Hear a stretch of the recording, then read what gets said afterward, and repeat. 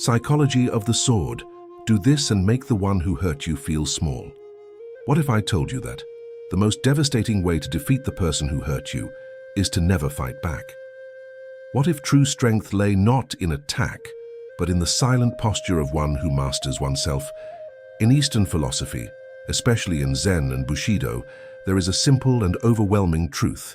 The most feared warrior is the one who does not react, because he cannot be controlled. Today you will learn the hidden principle that the samurai called a restless sword.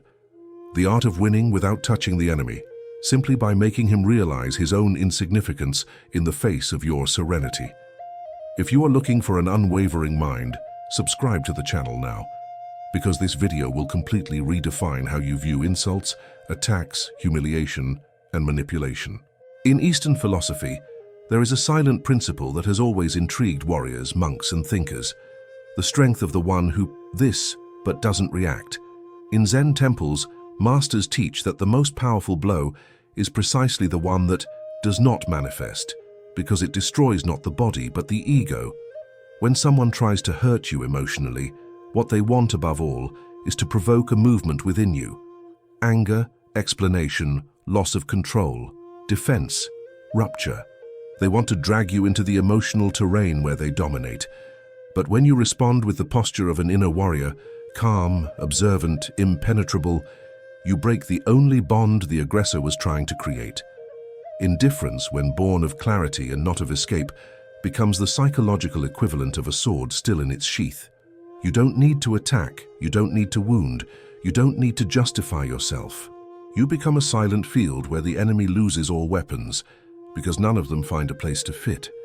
Zen calls this in the fertile void, the space that absorbs the impact and transforms it into nothing. Whoever hurts you expects a reaction. By not reacting, you deliver the opposite of what would fuel their intention. You confront them with their own insignificance. Musashi said, "The greatest victory is the one won without raising the sword." This is the essence of this teaching. Your silent posture is not weakness, it is mastery. Indifference nullifies the aggressor because it forces them to realize they don't possess what they thought they controlled, your peace. Every time you choose not to play the emotional game they try to impose on you, you destroy their narrative. You become an empty mirror, and all the manipulator can see there is their own irrelevance reflected back.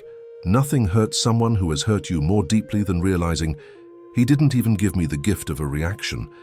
By remaining calm, you adopt the posture of a Zen archer who patiently draws the arrow, takes a deep breath, and observes the target without anxiety. But in your case, you don't even shoot the arrow, because there is no battle, and that is devastating. Every emotional war needs two combatants. By refusing to fight, you don't lose. You ends to war. Behind every attempt to hurt someone, there is a hidden desire that is rarely perceived. The aggressor wants importance. They want to feel they have an impact, that they can manipulate your emotions, that they can direct your emotional state like a puppeteer manipulates their puppets. When you respond with pain, anger, or a search for explanation, you confirm this imaginary power. But when you remain silent, firm, balanced, dignified, you destroy this entire charade.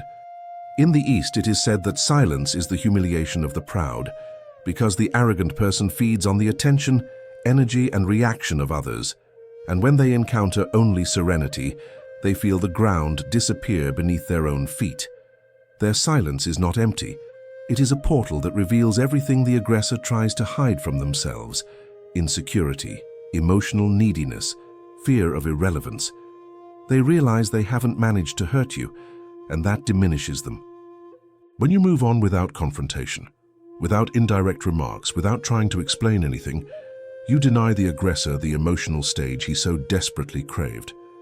It's like removing the audience mid-play. He continues acting, but there's no one left to watch.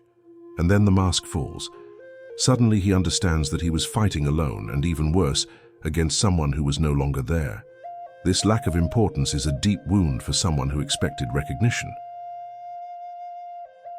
Marcus Aurelius said, "No man can harm your soul without your permission." And when you don't grant that permission, the aggressor realizes the failure of their own attack. Your emotional absence causes their ego to slowly wither, like a drum losing air. Silence becomes a mirror, and they see reflected there not power, but impotence. In Bushido, there is the concept of silent honor, the dignity of someone who doesn't need to prove anything to their enemy. Their silence becomes a wall, a reminder that you live on a level that others cannot reach.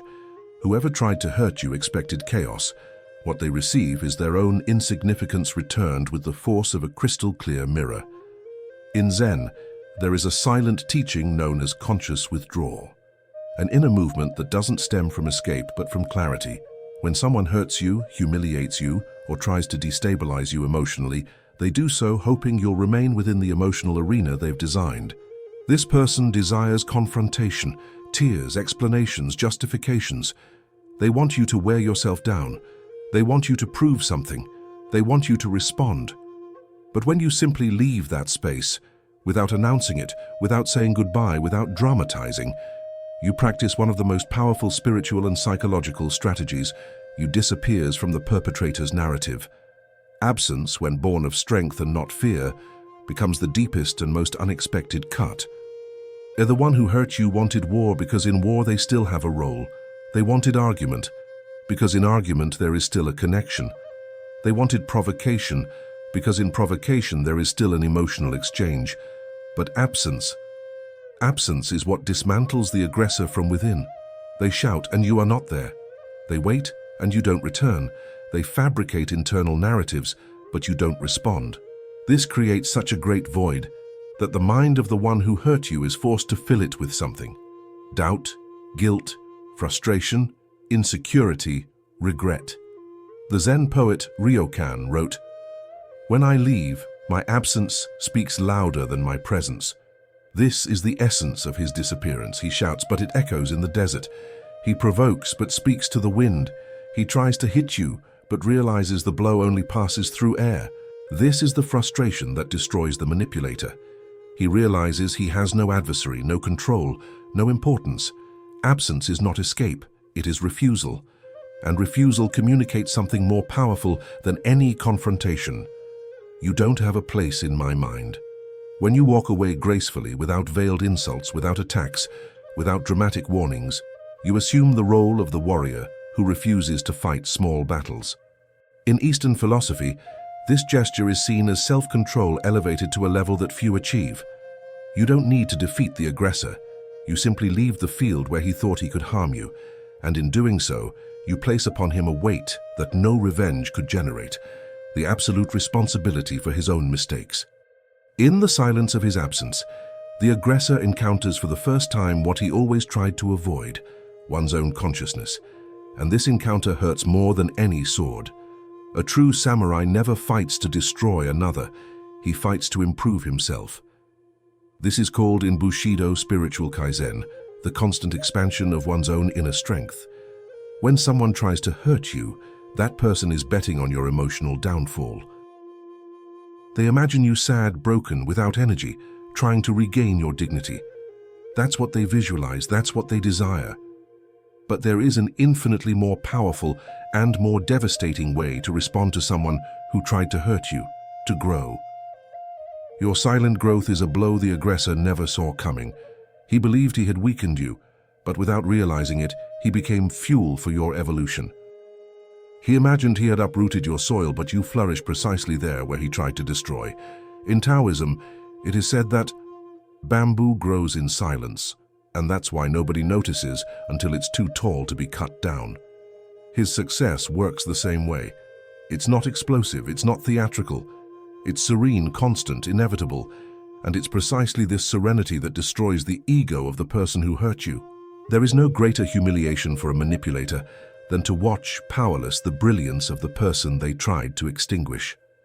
Each small victory, each step, each achievement, each laugh, each display of lightness silently communicates, "You didn't destroy me." And this message, even unspoken, resonates in the other person's mind more powerfully than any verbal confrontation. Because it's not a threat, it's not an explanation, it's not an attack, it's a fact. The aggressor realizes that you live a life that doesn't include him, that you build paths he can't follow, that you've become bigger than what he tried to make you.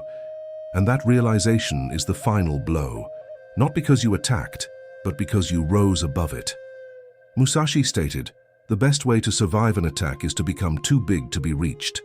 Their success is this: growth that transforms into protection, evolution that transforms into response, light that transforms into a sword.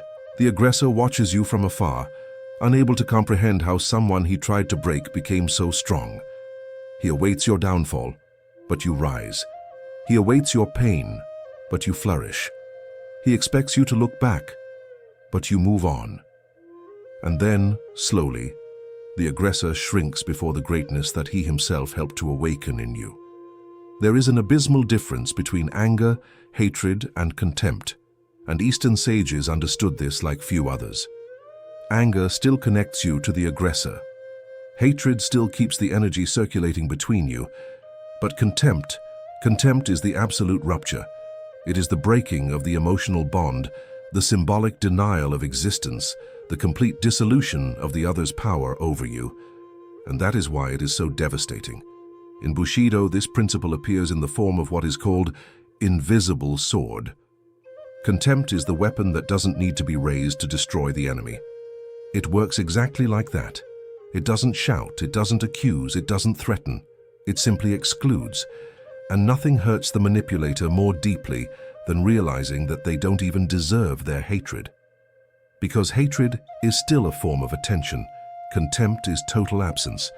And absence, as Zen masters teach, is what most frightens the mind that lives for control. When you don't respond to provocations, don't react to insults, don't fuel conflicts, you remove the aggressor from the only place where they felt valued, the center of your pain. They expected to be remembered as the cause of your suffering, but what they receive is the silent confirmation that they had no impact whatsoever. The manipulator needs to be recognized, even as a villain, to feel that they exist in your narrative. By showing contempt, you remove that privilege, and this destroys him psychologically. Zen says what you don't feed dies. When you stop feeding the ego of the person who hurt you, something inside them dissolves. They realize that you don't see them as a threat, you don't see them as an enemy, you don't see them as someone relevant. It's as if in your story they were just dust carried away by the wind. And this understanding generates a particular kind of pain, the pain of insignificance. Disdain is powerful because it requires no effort. It is born from within, from the deep certainty that you are above that level of conflict. When you look at someone who tried to hurt you, as if you were looking at a distant shadow, something changes in the aggressor's mind. They feel, without you saying anything, that they no longer have a place in your life. This silent expulsion is more devastating than any revenge could be. Musashi said that a warrior has no external enemies, only internal ones. By despising the other, you don't attack them. You simply decide not to carry their presence within yourself anymore, and this movement of inner liberation destroys the attack at its root. The aggressor realizes that they have lost you not as a partner in conflict, but as an emotional source. He wanted to be remembered, even if only for the pain. What you get is oblivion. In the end, his contempt doesn't just diminish the other person, it elevates you, because only those who master their own soul can choose silence as a weapon and lightness as a shield. The spiritual essence of Eastern traditions revolves around a concept that transforms any ordinary person into an unwavering warrior. The internal domain Musashi, in his Book of Five Rings, constantly repeated that the true battle is not fought against others, but within oneself. And this is perfectly revealed when dealing with those who try to hurt, manipulate, or destabilize us. The abuser hopes you will lose control. He wants to see you explode, cry, justify yourself, beg, try to prove something. His entire strategy revolves around a single objective: to make you abandon your own center. But when you remain serene, calm, present, something breaks. And what breaks is not you. It's the power he thought he had over you. Self-control is not passivity. It is strength. It is intention. It is emotional mastery. It is the posture of the warrior who observes the attack and realizes that it is not worth responding, not because he is afraid to fight, but because he knows that the battle has already been won within himself. In Zen, This is called immobile mind, a mind that refuses to be swept away by external chaos. Marcus Aurelius translates this same idea into other words. You have power over your mind, not over external events. Realize this and you will find strength. The manipulator wants to manipulate precisely what you don't give them, your reaction. So, when you stand firm, they realize all their efforts have failed. They threw fuel expecting fire, but found only stones. They tried to push you towards imbalance, but found someone with deep roots. Nothing scares the aggressor more than realizing that you didn't crumble where they expected. Self-control sends a silent message. You can't reach me. This is the ultimate psychological blow, because the aggressor realizes that no matter what they do, you won't break down emotionally. It's like attacking a calm lake. The stones sink, but the surface returns to equilibrium. In Taoism, it is taught that the strongest is not the one who resists rigidly, but the one who remains fluid and present. Self-control is this: flexibility, clarity, mastery of one's own center. It prevents your emotions from being hijacked by those who try to steal your peace. And here's the crucial point. The aggressor doesn't lose power when you react. He loses power when you does not react. Your self-control is a wall that no attack can penetrate. It's living proof that you cannot be broken by external forces. And when the other person realizes this, their influence crumbles. You did not win the conflict. You transcended. In Eastern philosophy, there is an ancient principle called Wu Wei. This principle, often translated as non-action, in practice means something much deeper: acting effortlessly, moving unnoticed, winning without confrontation. When you choose to withdraw from the life of someone who has hurt you, not out of fear but out of awareness, you become the embodiment of this principle. It's a withdrawal that doesn't ask permission, doesn't announce itself, doesn't seek applause. It simply happens, like bamboo bending in the wind and rising stronger again. The person who hurt you expects two things: reaction or submission. They believe you will argue, demand explanations, beg for recognition, prove a point. They want dialogue because dialogue keeps them alive in their narrative. But when you simply walk away without drama, without hints, without goodbyes, you break the emotional structure they were relying on. They lose the script. They lose control. They lose you. And with that, they lose the version of themselves that tried to dominate you. Silent retreat is not escape. It's strategy. It's emotional maturity elevated to the level of art. Seneca said, "Don't argue with fools. They will drag you into their territory and win through experience." The East translates this in another way: the wise man leaves before the door closes. By leaving quietly, you don't give the aggressor the chance to manipulate the story. He can't say he won because you didn't fight. He can't say he broke you because you didn't react. He can't say he lost you because you never offered yourself up as possession. In your absence, he finds silence. And silence is a terrible mirror. Without your presence to absorb the guilt or validate the narratives he has constructed, he is forced to confront his own conscience, something many avoid their entire lives. He starts by trying to convince himself that you are weak, then tries to believe that you are resentful, then tries to imagine that you will return. But time passes, and you don't come back. And the more time passes, the more he realizes he has lost something he shouldn't have lost. This is the spiritual paradox of withdrawal. You do nothing, but you produce everything. Your absence becomes fertile ground where the aggressor's mind plants doubts, harvests regret, and suffocates in its own harvest. He realizes that, in trying to hurt you, he dug a grave for himself. He understands that the void you leave behind is not accidental. It is a direct consequence of his choices. Zen says that emptiness is the purest form of punishment because it returns everything without changing anything. That's exactly what your withdrawal does. You leave the aggressor alone with their own mistake, and that solitude is heavier than any confrontation. Eastern traditions have a profound and almost mystical understanding of time. For them, time is not an enemy, but a patient, silent, and relentless teacher. It reveals, adjusts, exposes, and gives back. It places each person before the exact consequences of their own actions, and it does so without haste, without explanations, and without pity. When you choose silence and move forward, letting go of the need for revenge or to prove anything, You entrust time with a responsibility that it always fulfills with precision, to show the other who truly lost. Initially, the person who hurt you believes they've won. They interpret your silence as weakness, your absence as cowardice, your calmness as defeat. They laugh, they comment, they boast.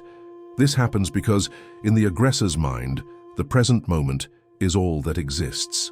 They don't understand the cycles of life. They don't understand that actions are seeds and all seeds germinate sooner or later. They think about the now, but time thinks about the future. And it is in that later that everything is revealed. The absence, as the days go by, transforms into a growing burden. First comes the discomfort, then the doubt. Why didn't he react?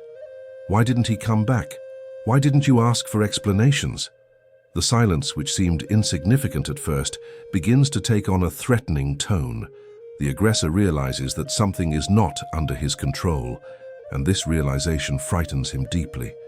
When days turn into weeks and you remain steadfast, centered, without mentioning what happened, the discomfort becomes guilt.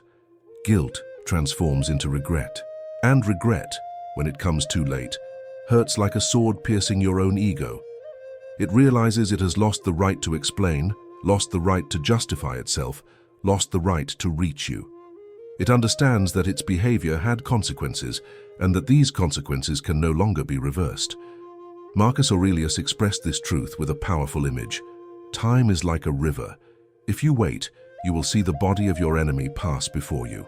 This phrase doesn't refer to literal revenge, but to the inevitable end of arrogance. In the East, the idea is similar. When the fruit ripens, it falls on its own. Time tears down pride, corrodes the mask, exposes intentions, reveals the truth. By trusting in time, you don't abandon justice. You nurture it. Your serenity becomes a constant reminder that you survived. Your absence becomes a wound the aggressor cannot heal. Your peace becomes the ultimate proof that he lost what he shouldn't have lost. That is why time is the ultimate judge. It never fails, it never forgets, and it never rushes. You don't need to punish anyone. Time will do that for you. There comes a point in the inner warrior's journey when he realizes he is no longer fighting against people, opinions, or attacks. He is fighting against his own impulse to need to be understood.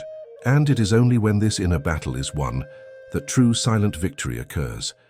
Eastern philosophy calls this Makoto deep sincerity with oneself, the kind that dispenses with explanations, validations, and external displays of strength. It is a rare state, achieved only by those who understand that the greatest proof of power is having nothing to prove. When someone hurts you, it's natural to want to show that you were right, that you were wronged, that you didn't deserve what happened. It's natural to want the world to know. It's natural to want the aggressor to acknowledge their mistake. But all these actions still belong to the emotional realm where the other person has some power. They expect you to react, to speak up, to want to be seen. The aggressor wants to be relevant, even as the antagonist in your story. But when you choose to move on without explaining anything, without demanding anything, without refuting anything, you completely sever the bond between you. It's as if you erased his name from your path. This lack of effort to defend yourself sends a devastating message. I don't need you to understand. I don't need you to agree. I don't need you to see anything. In Zen, there is the concept of Hishiryo, a mind that transcends ordinary thought. It is a mind that does not cling to narratives, does not dwell on errors, does not construct justifications. It is a mind that simply and. When you live from this state of mind, the opinions of others cease to shape your identity. The behavior of others no longer defines your worth. You recognize your own truth, and that truth is enough. Marcus Aurelius expresses this accurately. Serenity comes when you stop caring about what others say, do, or think. Serenity is a silent victory. The aggressor, realizing that you are not trying to prove anything, feels something deeply uncomfortable. The loss of control over the narrative. He can no longer put you in the role of victim, of culprit, of weakling. He can no longer manipulate your point of view. He can no longer affect you. And this destroys him from the inside out, because every attempt to hurt you becomes irrelevant. When you live your life in peace, evolving, smiling, moving forward, building, without mentioning what happened, you announce to the world and to the aggressor that he had no power whatsoever over your destiny. This is a silent victory. It's not noisy, it's not showy, it's not theatrical. She is deep, intimate, and tranquil, and that's why she's unbeatable. The highest lesson of Eastern philosophies, present in Zen, Taoism, and Bushido, is that the true enemy is never external. It is always internal. It is your own uncontrolled emotions, your expectations, your attachment to narratives, your need for approval. When you overcome this, you surpass not only the aggressor, but an old version of yourself that still carries open wounds. The inner sword represents precisely that moment, the instant when you stop fighting against the person who hurt you and begin fighting to avoid being hurt again by your own memories. It's the moment when you understand that your evolution doesn't depend on defeating the other person, but on overcoming the version of yourself that still responded to them. Musashi said, "The enemy is not in front of you, he is within." And by understanding this, you free yourself from the need for any form of revenge. Whoever hurt you believed they had diminished you, that they had extinguished your strength, that they had taken away your worth. But by rising up, not with anger, not with pride, but with awareness, you make it clear that their attempt failed. By rebuilding your peace, by expanding your vision, by strengthening your mind, you demonstrate that the pain they tried to inflict was not the end of your story, but the beginning of a new phase. The inner sword is sharpened in silence. It is sharpened when you choose to think less about the past and more about what you are building.